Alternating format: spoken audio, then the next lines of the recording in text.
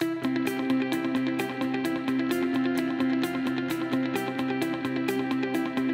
ready for your daily dose of WordPress and web development tips, tricks, and insights to help you find success with WordPress. You're listening to WP the Podcast with your hosts, David Blackman and Tim Streifler.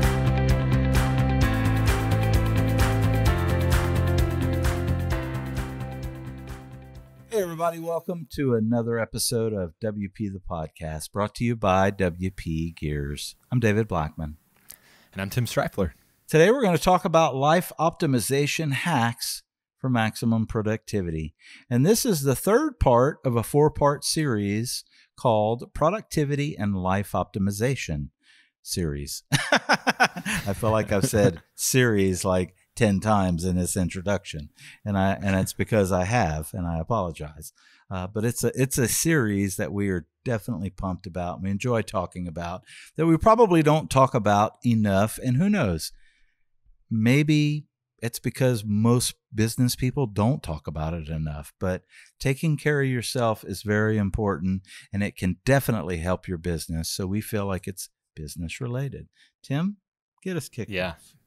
Absolutely. And if you're jumping into this without listening to the other episodes, we definitely recommend going back and listening to those. We talked about your brain is broken, let's fix it, about, smartphones, social media addiction, and how that can play a role in you as a business owner, a professional that's trying to get stuff done.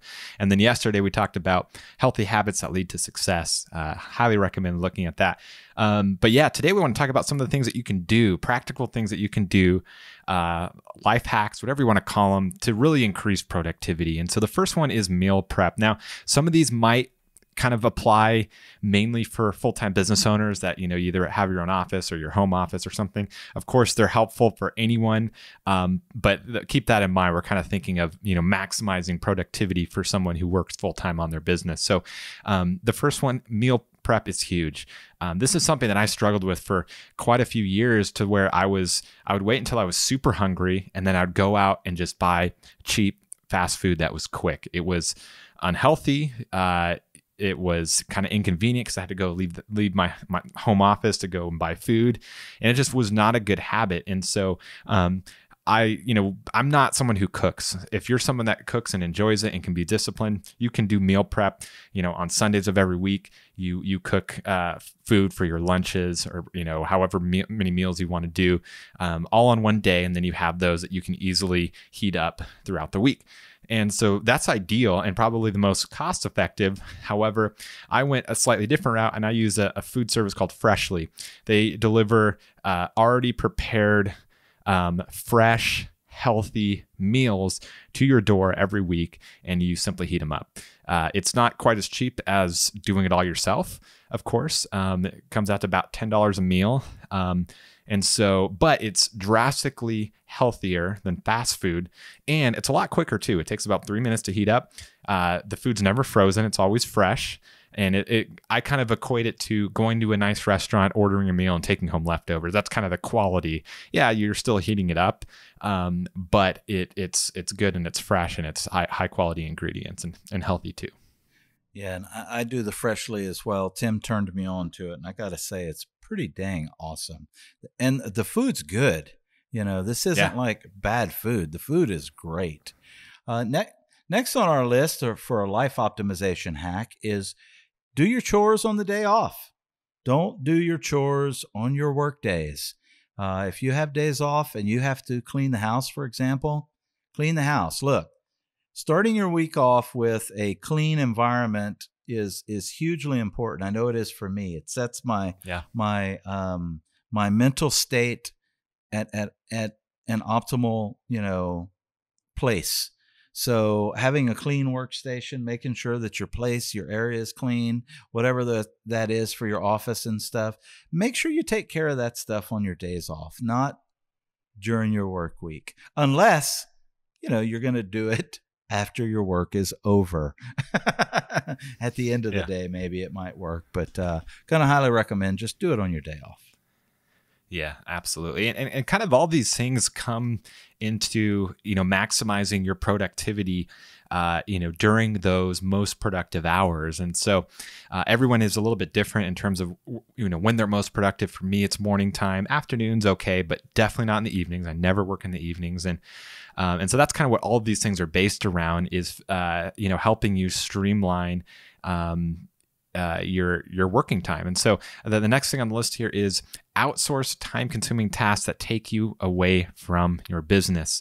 So, that might be hiring a gardener to mow the lawn for you. I know for me, that's something that I would procrastinate on, and then I end up having a really crappy lawn, and then I have to spend more time having to weed it and all of that, where my time is very valuable with my business. And so outsourcing that to someone where I can get it cheaper than it would be for me to use my own time to do it, that would be a good use of funds. There's a lot of things out there similar. David talked about how he hired a maid to do cleaning and stuff. And so it can sometimes be a little tricky to justify the cost of something that you could do yourself. But if you're a business that's making money, you can factor the cost of your time, whether you have a product business, whether you have a service business building websites, your time is very valuable. And so for me, I would much rather spend my time producing revenue or spending my free time doing the things I enjoy, like family, hanging out with friends, that sort of thing. Absolutely. Last on our list, but definitely not least, is to plan each day the night before by writing a list of everything you plan to accomplish the following day. Your subconscious mind will start solving these problems if you have problems that you have to solve.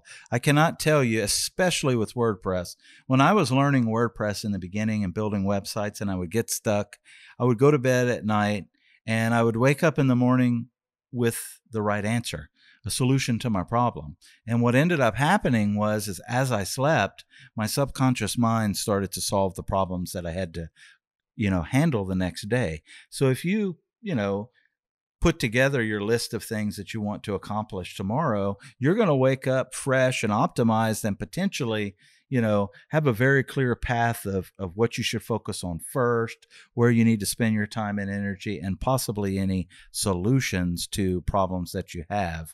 I know it's been that way for me. I don't know if I'm crazy or if other people do the same thing, but it definitely happens to me while I sleep.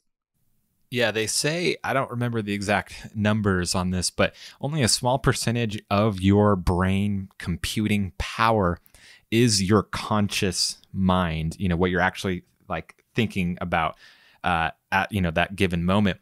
The bulk of your brain power is your subconscious mind. And so basically, that exercise that David just talked about, writing everything the night before that you want to accomplish and then going to sleep, it can help take advantage of that subconscious mind. There's, our brains are so powerful. It's kind of like when this is just a very small example, but when you are driving and you're daydreaming and you're thinking about something, and all of a sudden you get to your destination, you're like, how did I get here? I wasn't paying attention that entire car ride. Obviously, if you've been driving for a while, you have really good driving habits and you practice good safety, but your subconscious mind takes over and is able to do those tasks without you having to focus on it while you're thinking about something else. And so, that's kind of, just a small example of how powerful our minds are. And so take advantage of that. And this exercise is a small but powerful way to start doing that. And that'll give you mental clarity the next day, whether you get those exact answers like David talked about, where basically while you're dreaming, you're solving problems, or you just start the day off on a positive note, knowing what you have to accomplish with a clear mind. All right. Well, this comes to the conclusion of part 3 of our productivity and life optimization series. Tomorrow, we will have the final part 4, where we talk about focus, because focus is the key to success. Tim, until tomorrow, we'll see you then.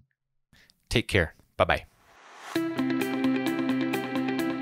We've come to the end of today's episode of WP the Podcast. Join us tomorrow for more daily tips and strategies designed to help you run your WordPress business toward success. Remember to subscribe to WP the Podcast so you can stay up to date with each episode. And don't forget to rate and review us. We'll see you again tomorrow, right here on WP the Podcast.